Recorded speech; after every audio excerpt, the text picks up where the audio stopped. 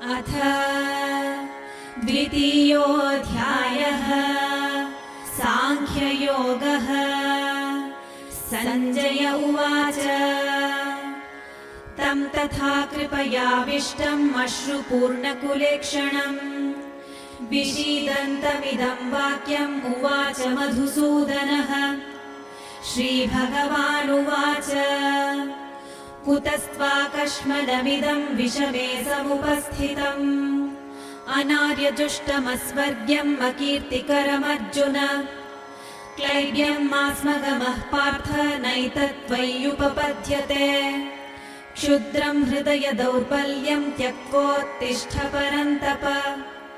अर्जुन उवाच कथं भीष्ममहं सङ्ख्ये द्रोणं च मधुसूदन। इषुभिः प्रतियोत्स्यामि पूजार्हा वरिसूदन। गुरून् हत्वा हि महानुभावान् श्रेयो भोक्तुं भैक्ष्यमपीह लोके। हत्वार्थकामांस्तु गुरूनिहैव भुञ्जीय भोगान् रुधिरप्रदिग्धान्। न चैतद्विद्मः कतरन्नो गरीयो यद्वा जयेम यदि वा नो जयेयुः। यानेव हत्वा न जिजीविषामः तेव स्थिताः प्रमुखे धार्तराष्ट्राः। कार्पण्यदोषोपहतः स्वभावः पृच्छामि त्वां धर्मसम्मूढचेताः। यच्छ्रेयस्यान्निश्चितं ब्रूहि तन्मे शिष्यस्तेऽहं शाधि मां त्वां प्रपन्नम्। न हि प्रपश्यामि ममापनुद्यात् यच्छोकमुच्छोषणमिन्द्रियाणाम्। अवाप्य भूमावसपत्नवृद्धम् राज्यं सुराणामपि चाधिपत्यम्। सञ्जय उवाच एवमुक्त्वा हृषीकेशं गुडाकेशः परन्तप न योत्स्य इति गोविन्दमुक्त्वा तूष्णीं बभूवः। तमुवाच हृषीकेशः प्रहसन्निव भारत सेनयोरुभयोर्मध्ये विषीदन्तमिदं वचः।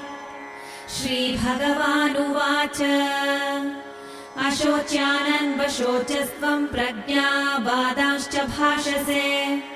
गतासु न गतासूंश्च नानुशोचन्ति पण्डिताः। न त्वेवाहं जातु नासं न त्वं नेमे जनाधिपाः। न चैव न भविष्यामः सर्वे वयमतः परम्। देहिनोऽस्मिन् यथा देहे कौमारं यौवनं जरा तथा देहान्तरप्राप्तिर्धीरस्तत्र न मुह्यति। मात्रा स्पर्शास्तु कौन्तेय शीतोष्णसुखदुःखदाः। आगमापायिनो नित्यास्तांस्तितिक्षस्व भारत। यं हि न व्यथयन्त्येते पुरुषं पुरुषर्षभ। समदुःखसुखं धीरं सोऽमृतत्वाय कल्पते। नासतो विद्यते भावो नाभावो विद्यते सतः। उभयोरपि दृष्टोऽन्तस्त्वनयोस्तत्त्वदर्शिभिः। अविनाशि तु तद्विद्धि येन सर्वमिदं ततम्। विनाशमव्ययस्यास्य न कश्चित् कर्तुमर्हति। अन्तवन्त इमे देहा नित्यस्योक्ताः शरीरिणः। अनाशिनो प्रमेयस्य तस्माद्युध्यस्व भारत। य एनं वेत्ति हन्तारं यश्चैनं मन्यते हतम्। उभौ तौ न विजानीतो नायं हन्ति न हन्यते। न जायते म्रियते वा कदाचित् नायं भूत्वा भविता वा न भूयः। अजो नित्यः शाश्वतोऽयं पुराणो न हन्यते हन्यमाने शरीरे। वेदाविनाशिनं नित्यं य एनमजमव्ययम्। कथं स पुरुषः पार्थकं घातयति हन्तिकम्। वासांसि जीर्णानि यथा विहाय नवानि गृह्णाति नरोपराणि।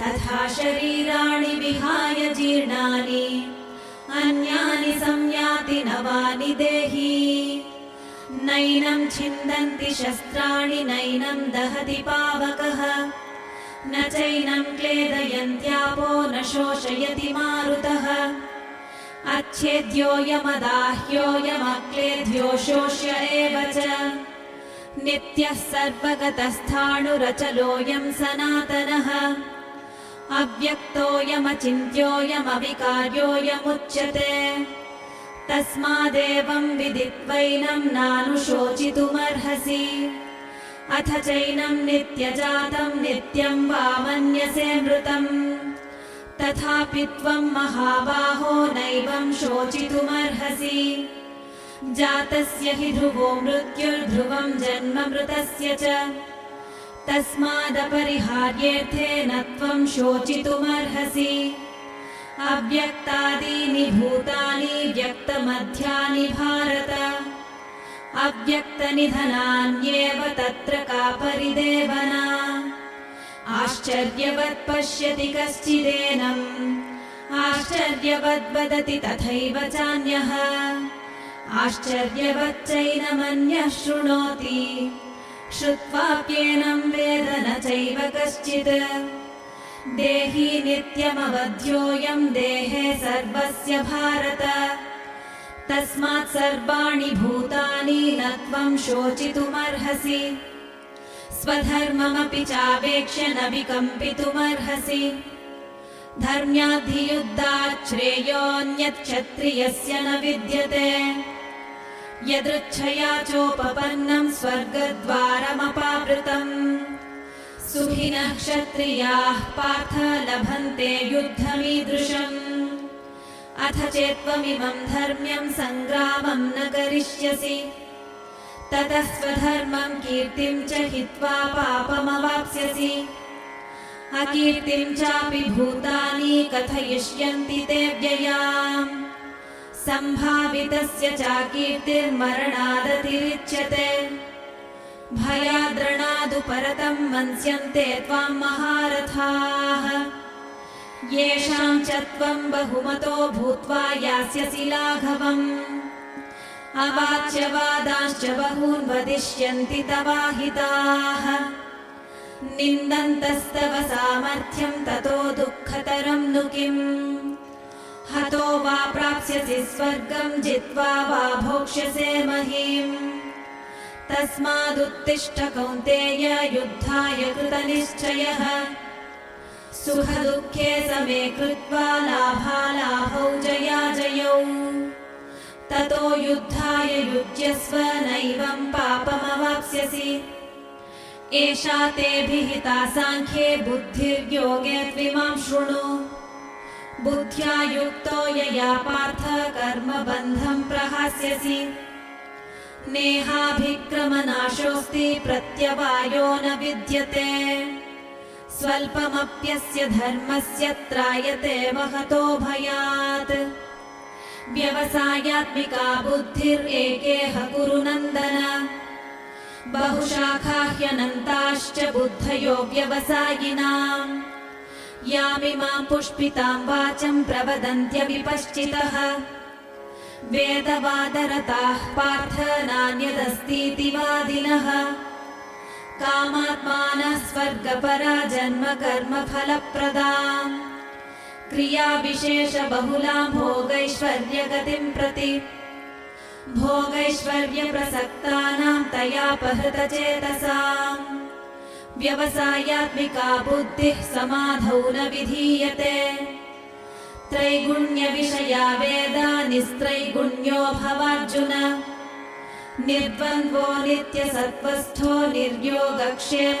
आत्मवान् यावानर्थ उदपाने सर्वतः सम्प्लुतोदके तावान् सर्वेषु वेदेषु ब्राह्मणस्य विजानतः कर्मण्येवाधिकारस्ते मा फलेषु कदाचन मा कर्मफलहेतुर्भूर्मा ते सङ्गोऽस्त्वकर्मणि योगस्थः कुरु कर्माणि सङ्गं त्यक्त्वा धनञ्जय सिद्ध्यसिद्ध्योः समो भूत्वा समत्वं योग उच्यते दूरेण ह्यवरं कर्म बुद्धियोगात् धनञ्जय बुद्धौ शरणमन्विच्छ कृपणाः फलहेतवः बुद्धियुक्तो जहातीह उभे सुकृतदुष्कृते तस्माद् योगाय युज्यस्व योगः कर्मसु कौशलम् कर्मजं बुद्धियुक्ता हि फलं त्यक्त्वा मनीषिणः जन्मबन्धविनिर्मुक्ताः पदं गच्छन्त्यनामयम् यदा ते मोहकलिलं बुद्धिर्व्यतितरिष्यति तदा गन्तासि निर्वेदं श्रोतव्यस्य श्रुतस्य च श्रुतिविप्रतिपन्ना ते यदा स्थास्यसि निश्चला समाधावचला बुद्धिस्तदा योगमवाप्स्यसि अर्जुन उवाच स्थितप्रज्ञस्य का भाषा समाधिस्थस्य केशव स्थितधीः किं प्रभाषेत किमासीत व्रजेत किम् श्रीभगवानुवाच प्रजहाति यदा कामान् सर्वान् पार्थमनोगतान् आत्मन्येवात्मना तुष्टः स्थितप्रज्ञस्तदोच्यते दुःखेष्वनुद्विग्नमनाः सुखेषु विगतस्पृहः वीतरागभयक्रोधः स्थितधीर्मुनिरुच्यते यः सर्वत्रानभिस्नेहस्तत्तत्प्राप्य शुभाशुभम्